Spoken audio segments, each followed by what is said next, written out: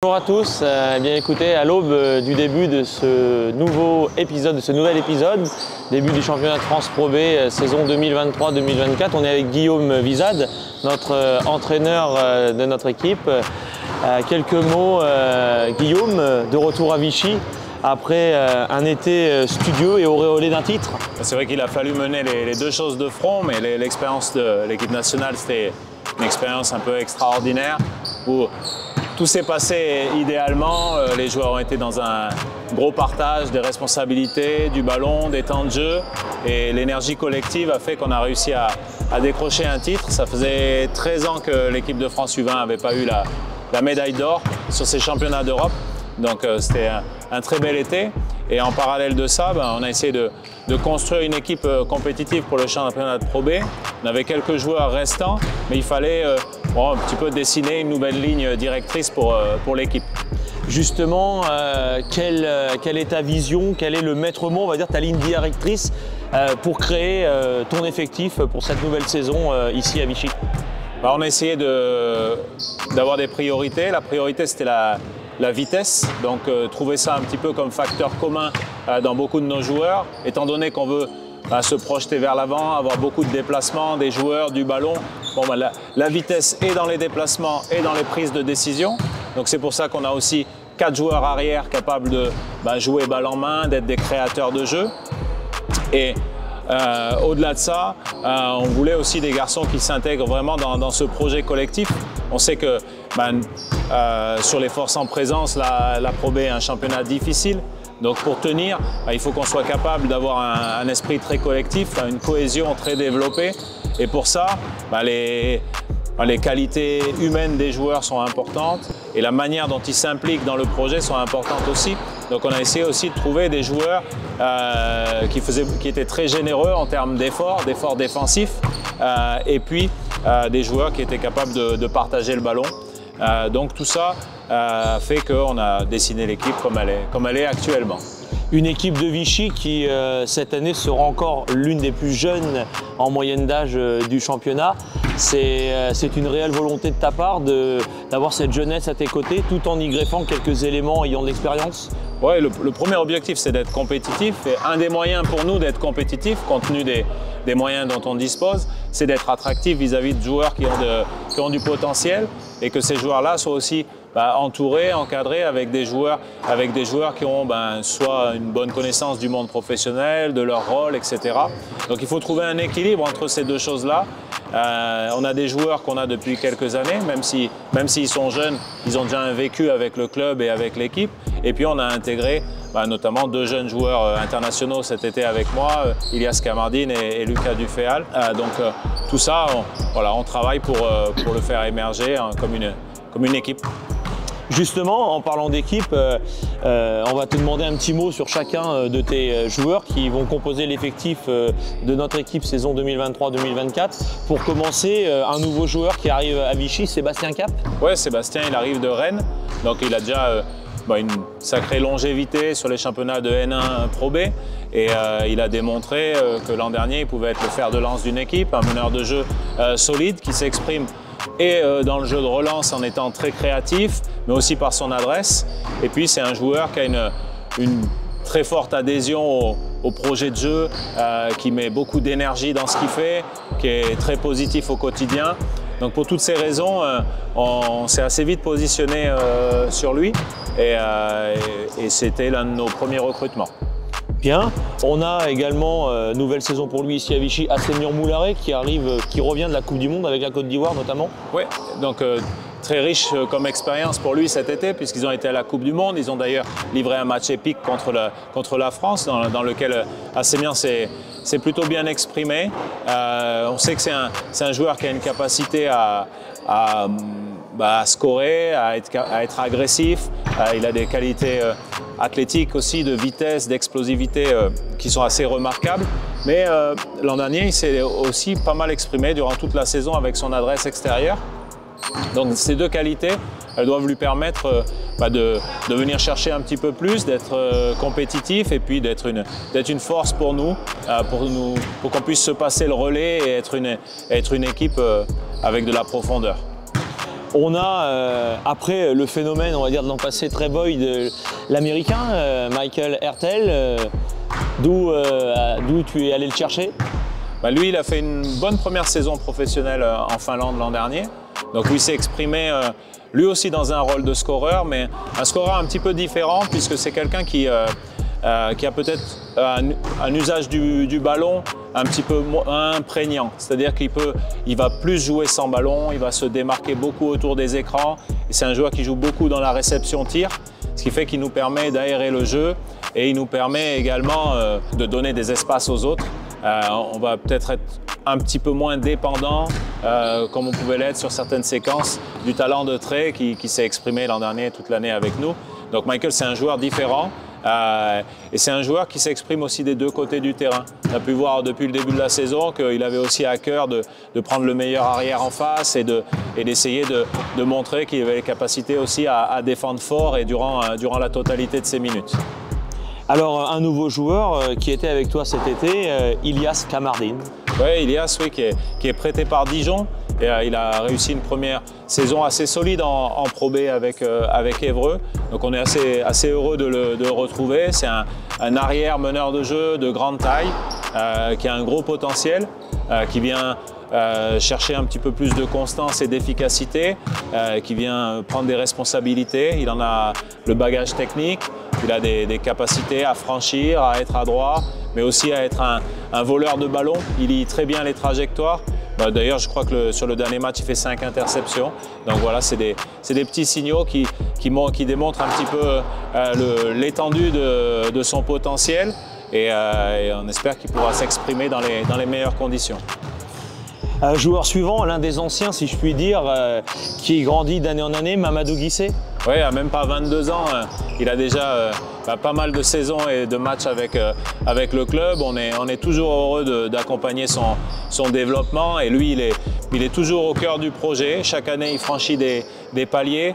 L'an dernier, il s'est imposé comme l'un des meilleurs défenseurs athlètes du championnat. Je pense qu'il a encore du potentiel sur l'aspect offensif. Il le démontre sur ce début de saison. C'est un garçon qui a même pas 22 ans, a franchi beaucoup de paliers et c'est vraiment une réussite pour lui et pour le club. Toujours dans cet élan de jeunesse, c'est sa deuxième saison au club, Noah Penda. Ouais, lui aussi, il sort d'une campagne, d'un été qui l'a fait progresser. Il a retrouvé un rôle peut-être un peu plus dominant avec l'équipe de France U19. Ils ont été en finale du championnat du monde. Donc ça, c'était forcément une grosse expérience pour lui. Et Noah, il a digéré sa première saison pro. Je pense que parfois, tout le monde a eu tendance à oublier qu'il n'avait pas 18 ans l'an dernier sur la majorité de la saison. Il a déjà rempli un rôle important l'an dernier. Et cette année, voilà, lui aussi, il est ambitieux.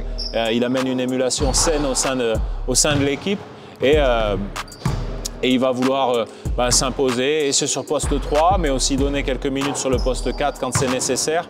Il a un gros bagage de puissance, mais il peut aussi faire parler la technique. Il est de plus en plus capable de prendre certains tirs. Et ça sera un de ses axes de progression.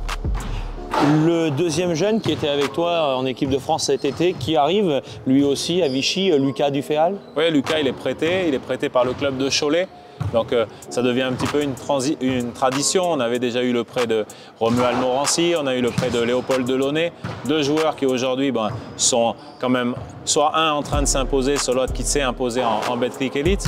Donc Lucas, il arrive aussi avec un fort potentiel. C'est un joueur qui a énormément de volume de jeu. Il arrive tout le temps à trouver une manière d'être efficace, soit au rebond, soit au contre, soit dans les finitions près du cercle. Et de plus en plus, je pense qu'il va prendre confiance sur le fait de prendre quelques tirs extérieurs, de jouer quelques 1 contre 1. Lui aussi, il a un énorme potentiel. C'est un joueur qui a ce timing de contre, qui a une énorme envergure et puis qui est très concentré sur l'aspect collectif du jeu. Nouveau joueur également qui arrive lui de National 1 avec quelques années d'expérience, Ibrahim Djambo. Oui, Ibrahim qui arrive dans ce rôle un petit peu de ce qu'on appelle un stretch fort, donc un joueur qui écarte le jeu, notamment par son adresse. Donc c'est un joueur de grande taille, mais qui tire de loin. Donc ça, c'était intéressant de retrouver quelqu'un dans ce profil-là pas évident parce que l'an dernier, on avait un joueur qui nous a beaucoup aidé, Yvan Février, dans ce rôle-là. Donc il fallait trouver quelqu'un qui puisse redonner un petit peu cette dimension. Et donc Ibrahim, il arrive, comme tu dis, avec toutes ces années de N1 où il avait un rôle majeur, notamment les dernières saisons avec Lorient et avec l'équipe nationale du Mali, dont il est le capitaine. Donc voilà, Ibrahim, c'est aussi un joueur qui est conscient de ses forces, qui sait ce qu'il sait faire sur le terrain, donc il va nous apporter dans ce domaine-là. Et puis c'est un joueur qui aime aussi donner du liant, être très positif, c'est quelqu'un de très calme, donc il apporte de la stabilité, ce qu'on recherchait aussi dans la personnalité des joueurs un peu plus anciens du groupe, on va dire, pour pouvoir un petit peu baliser et donner le cadre à nos jeunes joueurs. Très bien, merci Guillaume. Autre joueur, lui qui revient également d'une belle performance avec la Côte d'Ivoire à la Coupe du Monde, Cédric Bas. Oui, et ben lui s'est préparé contre des pivots internationaux, donc il est arrivé un petit peu usé là, notamment avec sa grosse campagne internationale. Donc il faut qu'on arrive à bien gérer ça.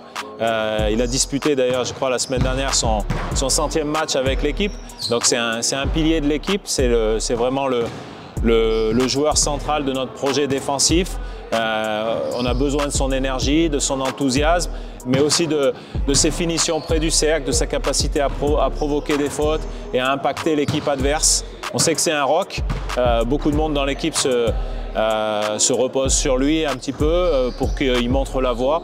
Et là-dessus, il a un vrai comportement de leader dans ce domaine. Pigiste médical de Serge Mourtala, tu nous en diras un mot juste après. Emmanuel Omogbo. Oui, Emmanuel, donc il a quelques années déjà d'expérience en Europe, mais aussi en Amérique du Sud, puisqu'il revient d'une campagne au Mexique. Il a fini son championnat début août. Et donc il arrive pour 4 mois, donc jusqu'à la fin du mois de décembre, si tout se passe bien pour Serge. C'est un pivot très dynamique, beaucoup dans la course, beaucoup dans la contestation, il est très explosif.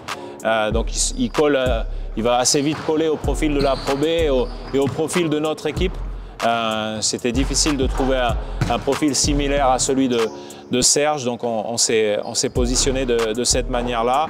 Et c'est un joueur très enthousiaste, donc il rentre assez vite, voilà, dans l'identité de ce qu'on veut faire.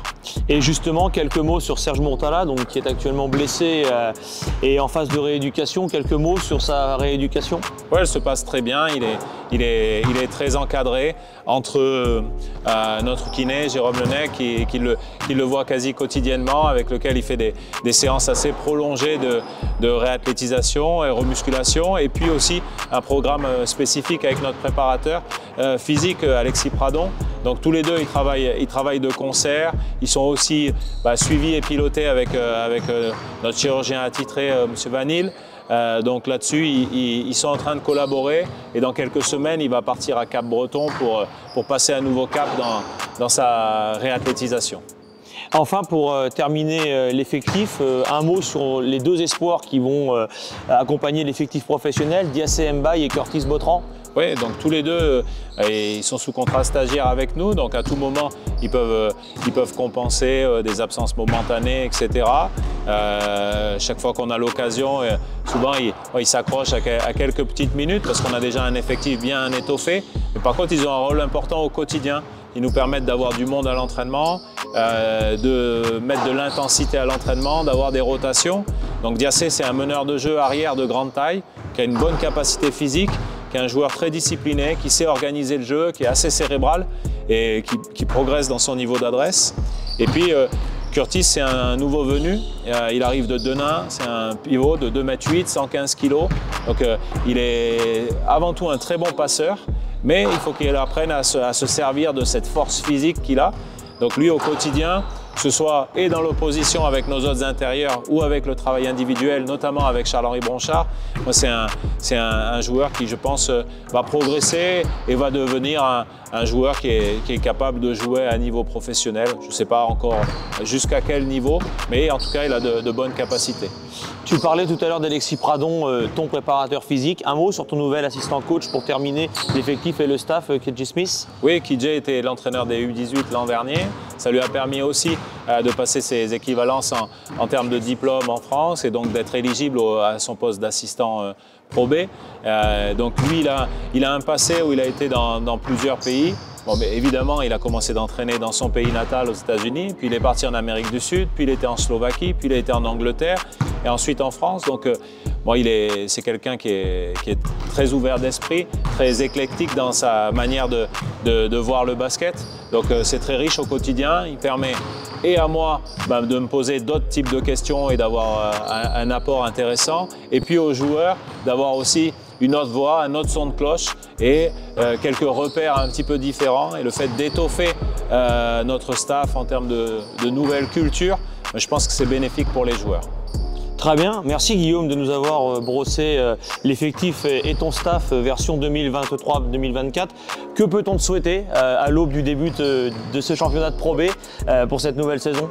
Ouais, déjà que l'équipe continue de progresser longtemps, qu'on réussisse à produire beaucoup d'énergie sur le terrain, que ça emmène de l'enthousiasme jusqu'aux tribunes et que cette équipe elle soit aimée par les gens qui la soutiennent. L'an dernier, on avait eu une adhésion énorme. À partir du mois de décembre, on n'est jamais descendu en dessous quasiment des 2500 personnes. Donc ça, avoir un Pierre Coulon dans cet état, c'est super. Donc on essaye d'avoir un jeu qui est en adhésion, en adéquation avec la passion de nos supporters. Donc la première chose, c'est ça. Il faut que l'équipe elle prenne et puis qu'elle prenne conscience des efforts qu'il faut faire sur le terrain. Donc on est, on va dire, dans la bonne direction, mais il ne faut pas lâcher les efforts. Et puis on espère que les premiers signes positifs, les petites victoires, etc., vont aussi donner de la confiance à l'équipe, puisque ce qui compte vraiment pour le club, c'est qu'on soit prêt pour le début du championnat, pour être opérationnel tout de suite et bien lancer notre année. Très bien, merci Guillaume, à qui donc on va souhaiter une belle saison. Une saison de Pro B qui démarrera le vendredi 13 octobre à Poitiers et le premier match à domicile où on vous attend très nombreux dans les travées du Pierre Coulon le vendredi 20 octobre à 20h30 contre Aix-Maurienne. On se retrouve donc très rapidement pour le lancement de la Pro B. Merci.